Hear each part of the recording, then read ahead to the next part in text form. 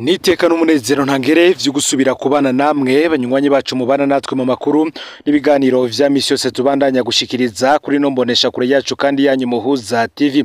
N'umwanya tugiye kubageza ko amakuru biriko biravugwa bigezwe ko muri kano kanya nga mu gihugu c'u Burundi, akaba ari amakuru ari kuvugwa mu bisata bitandukanye cyane gusa hakaba ari mu gisata ca politika ariko gifisa aho gihurira n'igisata c'ubutungane.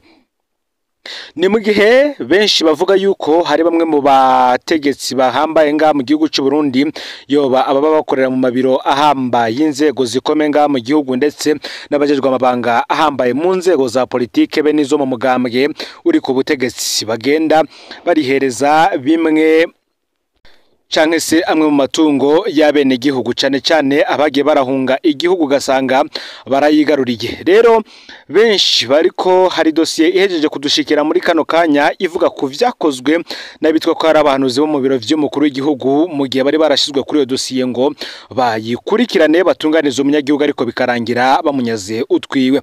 Niyo dossier tugiye kugaruka ko uti bigenda gute ngo umuhanuzi w'umukuru w'igihugu yubake kubesha mu gihe azi neza ko umunyagihugu ariko aranyagutwiwe? Ni ibintu biteye isoni cyane.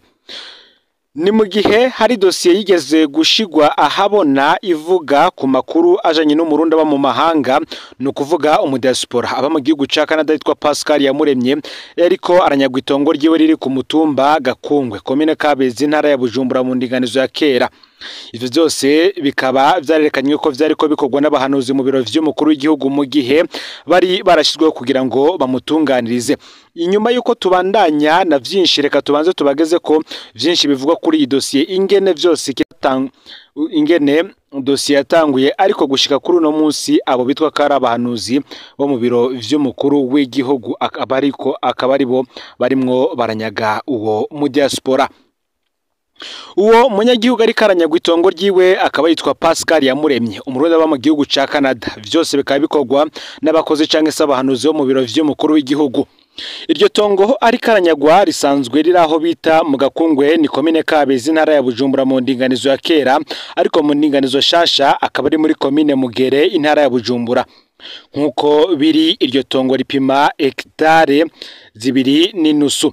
Abavyeyi biwe bari barironse ku mutware hari kandi mu mwaka w'igihumbi kimwe amajana 960. Inyuma yaho abavyeyi ba Pascal bitabiye Imana niwe yaciye rero asigara arakurikirana iryo tongo. Mu mwaka w'ibihumbi 2004 niho Pascal yaca hatunganya aratera ibiti bitandukanye birenga amajana 3 bigizwe n'amagereveriyo, imikaratusi n'igiti c'umuvyi. Mu mwaka w'ibihumbi 2005 Pascal yaciye arondera impapuro ndangatongo ariyo titre de propriété kugira ahagacira iryo tongo ryiwe. Muti rero inkomoko ya vyose vyaturutse hehe? Mu mwaka w'ibihumbi 2011 niho komine Kabezi yaca yinjira muri rya tongo rya Pascal igurisha igice kingana na arezine n'ishiramwe ryo gutumatumanako Econetireo ricari yashinga antenne. Aho komine yacigirwa ko ihahamwo abanyagihugu. Pascal amaze kubimenya yaciye ava muri Canada arishikira mu Burundi. Arituye musanere wa Kabezi w'ico gihe yitwa Ndizirindi Leonce. Uwo yamwishiye ko abatware bo hasi bamukoresheje amakosa mu kuvuga ko iryo tongo ari rya komine. Naca amwemerera ko iyo antenne izohava n'abo bantu bagiye gukurwamwo. Pascal ntiyagarukirije aho, yaciye yiturabura amatari w'intara ya Bujumbura w'ico gihe yitwa Jacques Minani. Nawe aramwiganira ukuntu bubatse antenne mu itongo ryiwe hongera hahabwa n'abanyagihugu atavyazi. Uwo nawe nyene yaciye amwishura ko iyo antenne nabo banyagihugu bizokurwaho. Ariko kubera ko antenne wari umugambi w'iterambere ku banyagihugu, Pascal ntiyari kuwugwanya, ahubwo yahisemwo kwandikira Econetireo kugira bibe mu muco. Nawe bamwishura ko bagiye kuvugana na komine kuko yabashize mu makosa mu kuba ikibanza c'umunyagihugu. Aho Pascal yararindira ikiringo c'imyaka 3 arabura ico hinduka. Mu mwaka w'ibihumbi 2014 Pascal yaciye yitura umugwi wari ujejwe gutatura amatati y'amatongo n'ayandi matungo CNTB. Uwo nawo nkuko bigaragarira ku mpapuro warumvirije impande zose. Komine ya Kabezi yari yaserukiwe n'uwitwa Mpawenimana Augustin yari umuhanuzi wa komine ajejwe ubuhinga. CNTB irikirabumviriza umwe Mpawenimana Augustin yagumye yemeza ko iryo tongo atari rya Pascal Yamuremye, acagirwa ko avuga ko atabiti bihari ahubwo hacukugwa amabuye. Pascal wewe yarasiguye ko itongo ari rwiwe kandi ririmo ibiti yitereye agirwa ko yerekana n'impapuro ndangatongo. mu nyuma CNTB yahavuye yishikira ku itongo isanga Mpawenimana Augustin yarabeshe basanga itongo ririmo ibiti bitandukanye kandi nta mabuye ahacukugwa. CNTB ibajije abanyagihugu baca baremeza ko iryo tongo ryamye ryegukira Pascal ari nawe yazanye ibiti yongera arabaha akazi ko kubitera. Aho rero waserukiye komine Mpawenimana Augustin yaramaramaye kuko yari yarabeshe imbere ya CNTB. Ivyanatumye CNTB icisho isohora ingingo yo kwegurira itongo Pascal nkuko bigaragarira mu mpapuro zashizwe habona ku igenekerezo ya 29 ukwezi kw'indwi umwaka w'2014. Pascal rero ageze gukomorerwa iryo tongo yaciye aja muri komine Kabezi aragura n'ibindi biti vya kijambere vyitwa macadamia vyari vyazanywe mu mugambi wa leta kugira yongereze ivyari mu itongo ryiwe. Aha bica rero vyumvikana ko yabiguriye uwo mustaneri nyene yari ahari ari nawe ariko aramutoteza uno munsi. Nkuko rero bivugwa twihuse kuri dosiye mu mwaka w'2022 igihe umukuru w'igihugu Evariste Ndayishimiye yahimiriza abarundi bari hanze canke se abadiaspora kuza kurangurira imigambi iterambere mu Burundi, niho Pascal Yamuremye yaca atangura kubaka muri rya tongo yiwe inzu y'iyakiriro salle de reception. Aho niho rero umustaneri wa Kabezi Esperance Habonimana aciye yandikira umukuru w'umutumba ko yohagarika ivyo bikorwa nkuko biri mu rupapuro dufise. Pascal yumvise ko ibikorwa vyahagaritswe yaciye yurira indege agaruka mu gihugu c'amavukiro. Ashikiye umustaneri yamubwiye ko yoshaka impapuro z'amategeko zaho hantu. Pascal arazimwereka. Aho nyene Pascal yagiriwe ko aje kwiturabura amatari wa Bujumbura Desire Nsengiyumva. Uwo nawe yamweretse impapuro baburaniye ko aca amubwira ko imanza zaciwe kera na CNTB ataco bozikorako. Aca mwandikira agapapuro ashira mu staneri kugira reke Pascal kwibandaniza ibikorwa vyiwe ariko nta cavuyemwo. Pascal rero yaciye yitura umushikiranganje w'intwaro yo hagati mu gihugu iterambere rusange n'umutekano w'ico gihe Martin Niteretse. Uwo yararungitse umugwi komisiyo ushika ku itongo ariko nta cegeranyo catanzwe. Ariko kubera Pascal ataba mu Burundi yararondeye umushingwamanza canke se avoka azosigara arabikurikirana yitwa Maître Fabien Segatwa. Amaze kubona ko mu bushikiranganje bw'intwaro hagati atakivuyemwo, Pascal yaciye ahitamwo kwitura umukuru w'igihugu Evariste Ndayishimiye hari ku igenekerezo rya 15 Ntwarante umwaka w'2023. Aha rero umukuru w'igihugu yahavuye amwumviriza acamo umwe mu bahanuzi biwe Jean Claude Karerwa Ndenzako. Karerwa bahuye na Pascal yamusavye impapuro ndangatongoza na za mpapuro z'urubanza rwaciwe na CNTB mu mwaka w'2014 arazimuha. Mu nyuma rero uyu Jean Claude Karerwa Ndenzako yahavuye ha Pascal cegera ciwe conseiller Nduwimana Sneri. Uwo Sneri nawe yahavuye atuma ko Pascal na mustaneri ku kirimba c'umukuru w'igihugu. Aha Pascal kaba yaragiye ari kumwe n'umushingwamanza wiwe. Sneri yarabumvirije acabwira mustaneri ko izo manza zamaze gucibwa na CNTB ataca bafise bazivuga ko. Ariko igitangaje nuko atacegeranyo casotse kivuye mu biro vy'umukuru w'igihugu cari gutangwa na Sneri Nduwimana umuhanuzi w'umukuru w'igihugu n'umukurira Jean Claude Karerwa Ndenzako. Kwigenekerezo ya 29 Ntwarante umwaka w'2023 uwundi muhanuzi mu biro vy'umukuru w'igihugu Ernest Nduwayo yaciye atuma ko wa mushingwamanza wa Pascal na mustaneri wa komine Kabezi. Aho mustaneri yazananye na Kennedy yararongoye n'amamanuzwa jambo ya komine n'uwundi yitwa Medar Ntabangana avuga ko aje gushigikira komine kuko ari mu bambere bahawe parcelle mu itongo kwa Pascal Yamuremye. Uwo Medari kandi akaba asanzwe akora no mu mugwi w'igihugu ujejwe gutegura ivy'amatora Seni. Ikibabaje kinatangaje bukeye bwaho kugenekerezo ya mbere Ndamukiza umwaka w'2023 abahawe itegeko na mustaneri baciye bagenda barabomora uruzitiro cyangwa se cortire kuri rya tongo rya Pascal n'ibindi bikoresho barabisahura. Aho umuntu race yibaza uti mbego umuhanuzi mu biro vy'umukuru w'igihugu Ernest Nduwayo niwe yobabwiye mustaneri ko aho hantu haca habomogwa bukeye bwaho. Ico ni ikibazo ari we wese yo kwibaza. Inyuma yaho kwigenekerezo rya gatanu kwezi kwa gatandatu mwaka w'ibihumbi 2023 Pascal Iyamuremye abicishije ku mushingwamanza wiwe yaciye asubira kwitura nyene cyubahiro mukuru w'igihugu Varisito Ndayishimiye mu kumwandikira ikete ariko nta cavuyemwe kuko nta n'inyishu araronka kugeza uno munsi nkuko amakuru adushikira abivuga. Muti rero mbega umugambi wo kunyaga Pascal Tongo Iyamuremye woba wari wateguwe? Ico kibazo umuntu yocibaza afatiye kukuna abahanuzi bo mu biro vy'umukuru w'igihugu aribo uno munsi bariko baragurisha bongera biha amaparasera muri rya tongo rya Pascal Iyamuremye nkuko biri no mu majwi dufise. Umve nawe mu gihe senari dasanzwe ikimanza z'amatongo n'andi matungo yamenyesheje Pascal Iyamuremye ko hageze kumushikiriza itongo. Yaciye ava iyo yari muri Canada aza mu Burundi yitegurira gushikirizwa iryo tongo ryiwe yari yaranyazwe na komine. Aho hari kwigenekerezo rya 12 ruheshi umwaka w'ibihumbi 2023. Aho niho rero Ernest Nduwayo wa manuzi w'umukuru w'igihugu yacamagara umukuru w'iyo sentare amubwira ko iryo tongo ritoshikirizwa. Uwo mukuru wa senare nawe yabwiye Ernest ko adakorera ku majambo. Ernest acamubwira ko ari urupapuro ruriko rurategurwa kugira ngo rusoke. Aho niho haciye hasoka urupapuro ruvuga ko ari urw'amatohoza yakozwe, urwo narwo rukavuga ko za mapro Pascal Iyamuremye afise zitabaho mu gisata ntunganya matongo. Imbere yo kubandanya umuntu aribaza utubazo, ese ayo matohoza yakozwe gute mwene tonga adahari? Ese kubera iki atatumwe ko ari we wa mbere biraba nkanye n'itongo canke umushingwamanza wiwe? Icemeza ko ari umugambi wari wateguwe wo kumunyaga iryo tongo kuko uno munsi iryo tongo ririko rigurishwa na bamwe bategura amanyanga kwisonga haza babahanuzi bo mu biro vy'umukuru w'igihugu kandi bitwaje ico gipapuro bo bavuga ko ari amatohoza bakoze akaba ari cyo bahendesha abo banyagihugu ku rubanza rwaciwe. Bo bariko bagurisha amaparasere muri rya tongo rya Pascal naba bakurikira.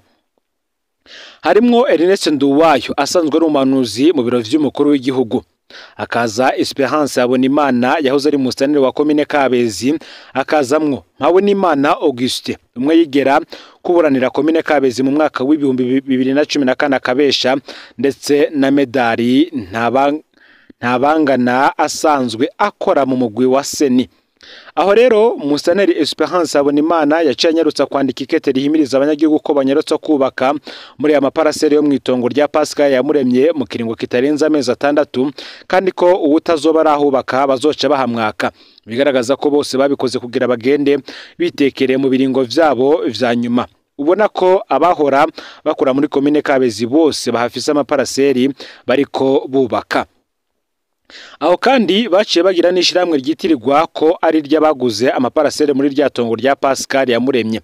Baca batangura no kubatoza amafaranga ashika 600 umwe wese yitirirwa ko ari impembo ya Medar ntabangana na Habonimana Auguste ngo baburaniye abahawe na komine kugira ngo bace baronka urupapuro rubaho ruhusha rwo kubaka autorisation de bâtir. Aho hose bakagoma babesha rwa rupapuro rwava mu bahanuzi b'umukuru w'igihugu hejuru haza sineri. Aho rero umuntu aciye yibaza ikibazo nyamukuru, mbega umukuru w'igihugu Varisito Ndayishimiye yobaza ibiriko biraba? Ese arazi ko Pascal Iyamuremye ari karanyagwa? Ese arazi ko abahanuzi biwe bazungurutse kugira ngo bace baza kunyaga iryo tongo mu gihe ari bo yari yabwiye cyangwa se yari yatumye kugira abatunganize Pascal Iyamuremye? Aho bigeze mwene itongo Pascal Iyamuremye aratabaza nyine icubero umukuru w'igihugu kugira ngo abariko bubaka bahagarike asubizwe iryo tongo ryiwe afitiye ivyangombwa kuva kera. Tugarutse rero kuri iyi dosiye n'ubundi turiko turavuga ko nkuko twatanguye twibaza tuti kuki abitwa ko bagatunganije umuntu uti bigenda gute ngo umuhanuzi w'umukuru w'igihugu yibakwe kubesha mugazi neza ko umunyagihugu ariko aranyagwa utwiwe? Twibutse ko mu byo duherutse kubashikiriza n'ubundi ibi turiko turabashikiriza bijanye n'umurundi wo mu mahanga cyangwa se mu diaspora ba mu gihugu ca Canada yitwa Pascal Iyamuremye ari karanyagwa itongo ryiwe riri ku mutumba Gakungwe komine Kabezi ntara ya Bujumbura mu ndinganizo ya kera. Izi zose tukaba duhejeje kubereka ko biriko bikorwa n'abahanuzi bo mu biro vy'umukuru w'igihugu mu gihe aribo bari bashizweho kugira ngo bamutunganirize.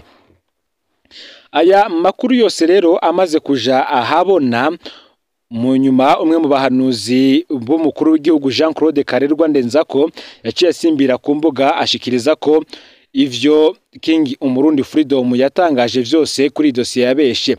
Mu vyashikirije yarubahutse arabesha ko basanze impapuro ndangatongo cyangwa se titre de propriété uwo munyagihugu afise zitabaho mu gisata ntunganyamatongo, acagirwa ko avuga ko izo mpapuro ari n'izamagendo. Ivyo bintu biteye isoni kubona vyashikirijwe n'uwitwa Kavugira umukuru w'igihugu. Muri King Umurundi kandi bakaba barashimye gushira hanze amatohoza ajanye n'ukuntu abategetsi bagiye kugura cyangwa se kwiba titre y'uwo munyagihugu mu gisata ntunganyamatongo. Aha King Umurundi ntigeze ashira hanze vyose kumvo zo gukinyira amwe mu masoko yiwe, ngariki bikenewe n'ubundi azogenda bishira habona. Mu ntango tubanze twibutse ko iyo komine ya Kabezi yahoze irongowe n'umukenyezi Esperance Habonimana, intara ya Bujumbura nayo yahoze irongowe na Desire Ndayisenga. Aho tuba tuvuze ko aribo baheruka mu ntunganyo ya kera, ariko nibo bakoze amanyanga adasanzwe bafadikanije n'abahanuzi mu biro vy'umukuru w'igihugu duheruka kuvuga ruguru kugira bikunde bakure dosiye ya titre de propriété mu biro vya titre foncière.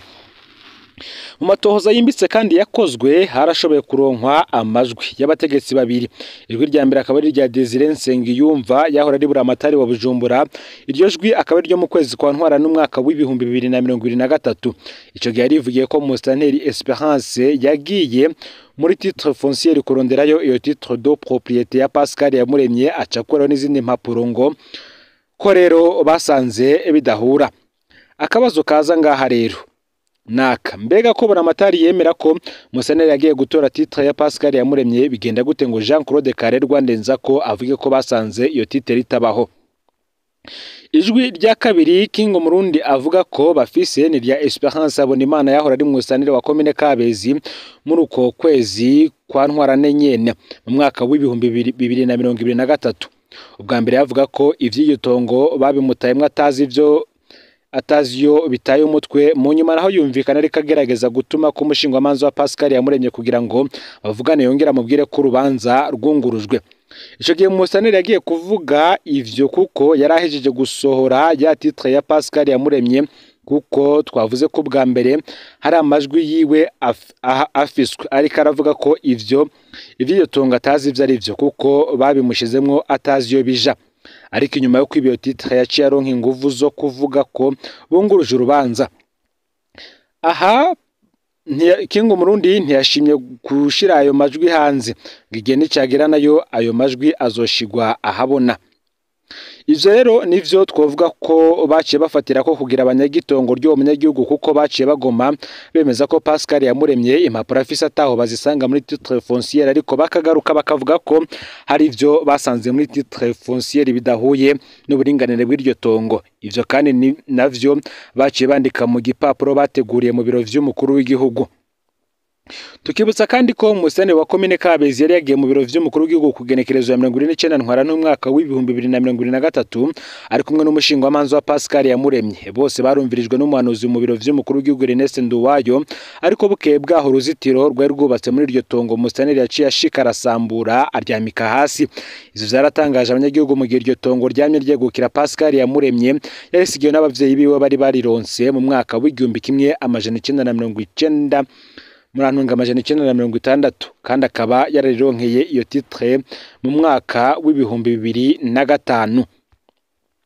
Dusubiye mu nyuma kandi umuhanuzi mukuru w'umukuru w'igihugu Jean Claude Karerwa Ndenzako yaciye yandika ko mu diaspora ari karabesha kuko titre afise itabaho. Ibintu biteye isoni kuko amatohoza yose yakozwe yemeza ukuntu ayo manyanga yateguwe. Ivyo kandi bigaragazwa n'ukuntu abo bahanuzi mu biro vy'umukuru w'igihugu no munsi bafise amaparasera bihaye muri rya tongo rya Pascal Yamuremye, bakaba bariko bararwana no kuyubaka. Tutibagiye kandi abakozi bose bahoze bakora muri komine Kabezi n'uwo Mustanteri yahahora. Hano rero tubandanya gusaba umukuru w'igihugu n'ubutungane gukurikiranira hafi kino kibazo kugira ngo umunyagihugu atunganizwe, areke kunyagura iryo tongo ryiwe kuko ari tongo yakoreye kuva kera kandi yaramaze kuranguriramwo imigambi itari mike yamutwaye n'uburyo bwinshi. Ngaho amakuru yaragezwe ko muri kano kanya ufyonde subscribe canke s'abone niba utarafyonda ko kugira ngo tushicikanwe nadushikiriza usangiza no makuru bagenza aho bari hose kugira ngo nabo baje barashikirizwa niba biriko biravugwa bigezwe ko ngaha mu gihugu c'u Burundi z'imbibe z'igihugu c'u Burundi ndetse no mu makungu ya kure. No Mpuza TV rero bahezagire ibikorwa vyanyu vya misi yose muriko murakora.